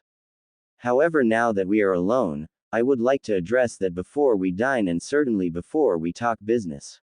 Naruto said in a clear, concise, and professional manner. If you do not fancy me, or you find me to be too woman for you, then be plain and clear about it, Namikaze-kun, instead of trying to humiliate me with false accusations. Mei said, gone the sweet and salty tone she had before, replaced with the fury and wrath of a woman scorned. False accusations? Naruto asked, confused. My people have been monitoring your movements. For just over a month now, you have been seen openly taking long intimate walks with the Nibi Jinchuriki, going on dates together in public places, and you have even been seen walking her home afterwards. You've even had a picnic with her. Why is it okay for you to openly pursue an intimate relationship with Yugito but not with me? Mei asked with a calm fury in her tone, giving Naruto a look that would turn a lesser man into minced meat. I see. Well, I must say that this is shocking information for me. I was unaware that that is what people thought I was doing with Yugito-chan. I won't deny a physical, UAL attraction, after all, she is one of the most beautiful and UAL appealing women in the world as far as I am concerned, nor will I deny an emotional bond, because after all, we are kindred spirits. However, I assure Mizukage-sama, there is nothing romantic going on, at least not intentionally. Yugito-chan and I have been discussing serious, life and death business which I intend to discuss with you two immediately after we have concluded the Byakugan and Kubikiribocho negotiations. Naruto said apologetically, Mei sizing him up carefully and meticulously before finally relenting, deciding to give the blonde-haired Konoha genin the benefit of the doubt.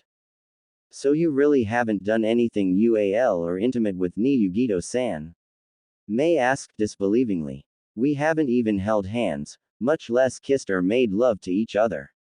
I understand that, as the last of my clan, I have the right to marry up to 5 women according to Konoha clan law, and my beloved wives are aware of that.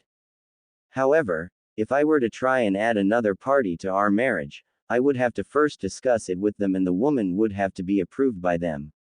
In any case, I'm not really focused on that right now. There's some serious threats to my well-being that I would like to eliminate first before I can think about family expansion. Naruto replied. That's not good enough for me, Namikaze-kun. I was hoping to seal an alliance between our two villages through marriage, between you and I. I have heard of your great exploits and what kind of man you are. I have done some serious background research too and found out that, at just the age of 12, you defeated the Ikibi, Shukaku, and saved Konoha. I also know about your dream to become Hokage and your lineage. I know that sealing the marriage through me, the Mizukage, and you, the future Hokage, would be it an unbreakable alliance treaty. Mei retorted. That's not a problem, Mei-chan. However, as I said before, any union between me and another woman would have to be approved by my wives. You have disrespected my wives, and as things stand, they wouldn't even need to think about it, they would reject your request immediately. Naruto said plainly, Mei's heart fluttering at the fact that Naruto called her Mei-chan again, meaning that he had either forgiven her or was at least considering it, but also feeling stupid at her earlier blunder as she had now decreased her chances of securing the alliance and getting the perfect husband for herself, a man worthy of her, at last. So then, are you saying that there is no hope for an alliance between our villages? At least, an alliance where I am involved in the union? Mei asked with concern. Not immediately, at least. You will have to earn the forgiveness of my wives. It takes a single moment to break trust, but it takes much longer to earn it. If you're willing and serious about the treaty, that is what you will have to do. Naruto retorted. I see. I really have made a fool of myself, haven't I? Mei said with a heavy sigh. Everyone makes mistakes. It's part of growing up. And since we're always learning until the day we die, then it means it's never too late to learn from our mistakes and do better. Nevertheless, this is actually a good thing, believe it or not. Konoha and Suna already have an alliance. If Konoha also makes an alliance with Kiri, it would make the other villages nervous. They might even think we're conspiring to take them out, and it could spark another war. Naruto said, Mei listening with rapt attention as she couldn't believe how wise and intelligent Naruto was, although also worried about where this conversation was going, as it didn't sound like an alliance was viable at all based on what Naruto was saying. It would probably be better if I have already taken care of the other threats before we embark on a venture that might spark a world war. So while you try to earn the trust and respect of my wives, I'll be focusing on the threat, and then, if all goes well, we'll form and seal the alliance with marriage. Naruto said, internally thinking that he might have to pursue a marriage with Yugito as well if he was to prevent a war, as Iwa would not even think to go to war against the might of 4 ninja villages. Peace through love and understanding is what Jiraiya-sensei said, isn't it? Hehe. I doubt he meant this though. Naruto thought amusedly. Okay, fine. In that case, we'll accept your deal. You'll get back your Byakugan if you give us back the Kubikiribocho, so long as I have your word that we will form and seal a marriage alliance when you take on the mantle of Hokage, and provided I am able to earn the forgiveness and trust of your wives. Mei said excitedly. You have my word, Naruto said with a warm smile, causing Mei to blush profusely, not having felt anything like this since she was a little girl fantasizing about her childhood crush, the yellow flash of Konoha. Gee, good. Now, this serious life and death business that you discussed for a whole month with Yugito Dono. Care to fill me in on the details? Mei asked curiously, Naruto indulging her as the two powerful shinobi finally began eating their food, Naruto telling her about the Akatsuki, his encounters with them, their known members, their goals, and his proposal to Yugito and the Kumogakure ninja with respect to the protection of their Jinchuriki. After their discussions, in which Mei agreed to allocating more protection for her Jinchuriki, Naruto told her some of the stories about his past as Mei wanted to know more about him. Some of which had her bawling her eyes out in tears of pain and sorrow. And others in tears of laughter as she couldn't reconcile at all the clown that Naruto was as a child to the intelligent, mature man that he was today. Overall, the meeting ultimately going well, as Mei could honestly say that she went to bed that night a better person than she was before she met Naruto, humbled, hopeful, and motivated for a brighter future, as she never even thought the kind of ninja and person that he was even existed in the ninja world. Only problem is, her extremely happy and positive vibe after she eventually came out with Naruto had everyone believing that they did a lot more than just talking. Her subordinates didn't dare to say it, but she could tell. They thought they hid it well, but she was too experienced and too intuitive to be fooled. She wondered if Naruto's wives felt the same and if that didn't create any problems for Naruto. Initially she hadn't really cared about them or considered them, as she had come with a go-getter mentality, determined not to miss out on Naruto like she missed out on Namikaze Minato. She hadn't cared who she had to run through or whose head she had to step on to get what she wanted. However, after spending time with Naruto, hearing about his past and his perspective when it comes to empathy and understanding the pain of others, she now was genuinely concerned about the pain and suffering that she caused the girls, which is why she planned to invite them over the following day, just the two of them, in order to hopefully hash things out. What are you doing? Yugito asked warily, jumping away from the blonde Uzumaki and adopting a fighting stance, feeling like she had to be the dumbest person ever for trusting the son of the yellow flash of all people, as she should have known that all his kindness and concern was just an act.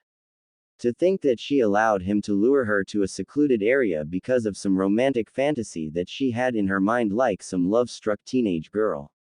Now look what had happened. She was now trapped in some kind of chakra chain barrier. She had done her due diligence and asked Lord Raikage about Naruto's parents, so she knew about the chakra chains and what they could do. If you allowed yourself to be trapped in a chakra chain barrier, then, unless you could teleport, it was game over, as there was no way to break through it even with the power of a Biju. The only saving grace she had now was that Naruto had, stupidly, or overconfidently, trapped himself inside as well. At least if she took him out, then the barrier would disappear. This is my chakra chain barrier technique, Black Void. Naruto said patiently. From inside the barrier, you can see and hear everything that is happening outside of the barrier, but those on the outside can hear nothing and can only see a black void of nothingness. Naruto said calmly. I see. So you don't want anyone to see you kill me. Quite a pointless gesture, given that everyone will know it was you anyway, that is of course, assuming that you can actually beat me in combat. Yugito said with a threatening undertone. Wait, you actually think I want to kill you? Hee. Where the hell did you get that idea? I'm not even sure I'm mentally or emotionally capable of wanting to kill you, much less actually killing you. Naruto laughed incredulously. Kidnapping me will be even harder for you. You might as well kill me because I'm not letting you take me alive. Yugito said dangerously. What? Yugito-chan, cease this foolishness. I have no intention of killing or kidnapping you. I just don't want anyone to hear our final conversation before I leave, or to see the gift that I have for you. I want it to be our little secret. Naruto said sincerely, Yugito scrutinizing his chakra circulatory system, his body language, and his voice inflections thoroughly in order to determine if he was lying or not before eventually relenting. I'm sorry, Naruto-kun. You must think me such a fool. Yugito said apologetically. Not at all. In hindsight, it was a perfectly natural reaction for a shinobi, even more so for a Jinchuriki. I should have at least hinted my intentions to you before putting up the barrier. I'm sorry, Yugito-chan, I didn't mean to scare you. Naruto said apologetically. It's okay, I forgive you. Yugito said with a small but genuine smile, walking closer to Naruto now that she knew for sure he didn't betray her. So what's this gift you have for me? Yugito purred, Naruto reminding himself to fortify his mind lest he fall head over heels for this feline goddess. Well, I was going to surprise you, but given how you reacted to the barrier, I feel it's best I prepare you. Naruto said cautiously. Why would you need to prepare me for a gift? Yugito asked, confused and yet at the same time feeling kind of giddy as she wondered what kind of gift Naruto-kun got for her. It's a kunai, but not just any kind of kunai. It's the kind that my father used to use when he was still alive. Naruto said, wary of Yugito's reaction to this information that he hadn't shared with anyone apart from his beloved wives. You want to give me one of your dad's kunai as a gift? Are you sure? Something so precious, I mean. Yugito asked, touched by the gesture as she knew all too well the value of one of the Yellow Flash's teleportation kunai. After all, no one outside of Konoha had ever managed to retrieve even one of them, seeing as the Yellow Flash had the ability to teleport them back to him, That's discounting the risk of retrieving one in the first place, as that would essentially give the yellow flash free rein to teleport into your village and start killing people. What? Ahem, Yugito-chan, I don't think you fully understand the implications of both what I am saying and the gesture itself. Naruto said awkwardly. The implications? Wait, you're saying that you can use your father's jutsu? Impossible. If you could use it, then why didn't you use it when you fought Raikage-sama? Yugito asked in complete surprise, so much so that she could literally feel her head become woozy, like she could collapse and faint at any moment. Because it's supposed to be a secret. A trump card that I can unleash if we go to war, if Konoha should ever be invaded again, or in the case of an emergency. Like for instance, if someone special and important to me were to be captured by Akatsuki, or if she wanted to tag team those bastards with me when they attack her. Naruto said with a meaningful tone, Yugito's eyes widening as she was finally able to see the full picture. You're willing to do that for me? To reveal your village's trump card in secret, to even risk it being used against you, just to protect me, even though I'm from an enemy ninja village? Yugito asked in disbelief. I believe your life is worth the risk. I cannot bear the thought of you dying and me not being able to do anything about it. I understand that possession of this artifact puts you in a compromising position because I could use the artifact to attack you myself or kidnap you, but you should know that it also puts me in a compromising position because you can also use it to trap me. Naruto said with a grave undertone. Use it to trap you how? Yugito asked, confused. In order to summon me, you have to channel chakra into the ceiling tag on the hilt and then throw the kunai to the position that you want me to appear. Naruto deadpanned, Yugito's eyes widening again in surprise, unable to believe that Naruto was willing to take such a risk with his life. After all, what if she summoned Naruto into a pit of lava or something, or into some form of immobilizing ceiling matrix? So, the requirement is absolute and unyielding trust and loyalty to each other. That's the only way this thing works, right? Yugito asked rhetorically. Precisely. Naruto said as he stretched his left hand out, a tri-pronged kunai appearing on his left hand before Naruto took it and sliced the palm of his right hand. What the hell are you doing? Yugito exclaimed, quickly taking Naruto's hand and activating the Mystique Palm technique before Naruto could even react, worry and concern on her facial features, causing Naruto to smile warmly at her, the purity of her intentions and her emotions clear and unmistakable to Naruto, especially since he had the ability to sense emotions. I intended for us to form a blood pact, you know, that requires the wound to still be open, and for you to cut your own palm as well. Naruto said amusedly. Oh, so that's what you were doing. You should have said so, idiot. Yugito mumbled. Yeah, sorry about that. You're right. I do tend to get ahead of myself, don't I? I need to work on that. Naruto said introspectively. Definitely. Hey, why isn't your wound healing? It should have closed by now. Yugito asked with concern. I'm inhibiting the healing process. I have that much control over my cellular structure. It's a bloodline ability. Naruto replied, Yugito staring at him like he had just transformed into some kind of alien. Is there anything you can't do? Yugito asked incredulously. No one can do everything, but yes, there is very little that I can't do. Talent is a part of it, but hard work, dedication, and ambition is also essential. Naruto explained. I see. Well, anyway, here goes, Yugito said as she snatched the tri-pronged kunai from Naruto and cut her right palm as well before extending it for a handshake with Naruto in order to seal the blood bond.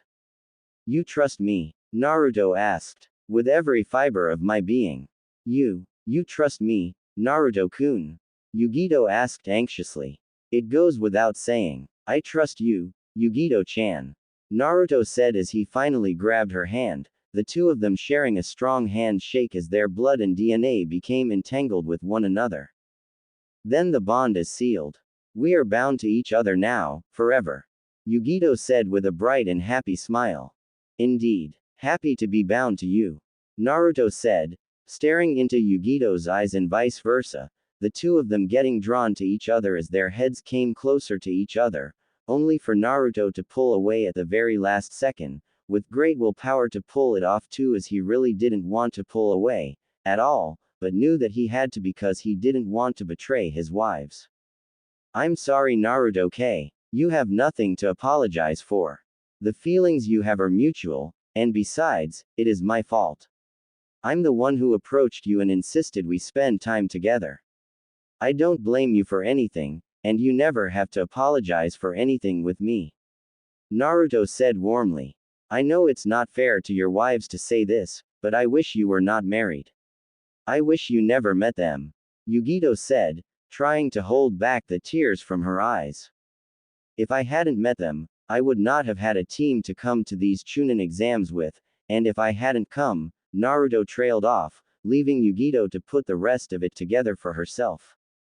We would have never met, most likely.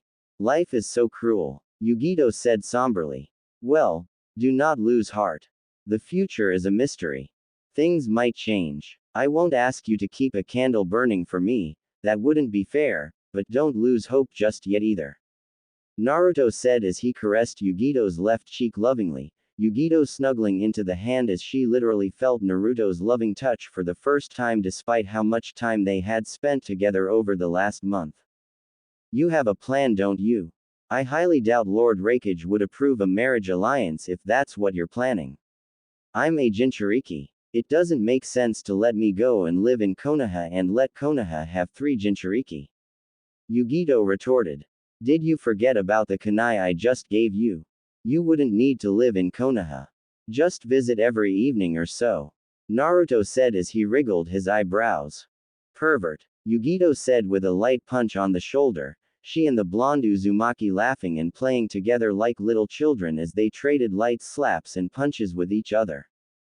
So would you be willing to accept becoming my wife at some point in the future, like for instance, when I become Hokage and make the offer to Lord Raikage? Naruto asked just to make sure.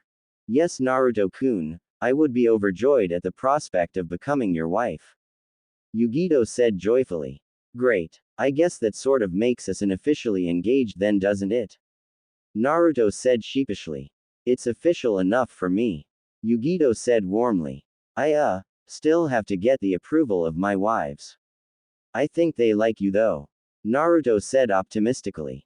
Even if they don't, I'll make them like me. Yugito said without a shadow of doubt in her mind. Hee. Oh well, I guess that's that then. Naruto chuckled. That's that, Yugito said confidently. But just out of curiosity, how many wives do you intend to take? I know you have to take more than one in order to quickly rebuild and re-establish your clan, but exactly how many do you need? Yugito asked curiously. 5 is the standard number. However, I'm not exactly going out of my way to make it 5. When I married Fu and Tayuya, I fully intended for it to be just the 2 of them. I didn't count on falling in love with you. Naruto replied. Nor did I count on the Mizukage pursuing my affections and me agreeing to marry her one day. Naruto th.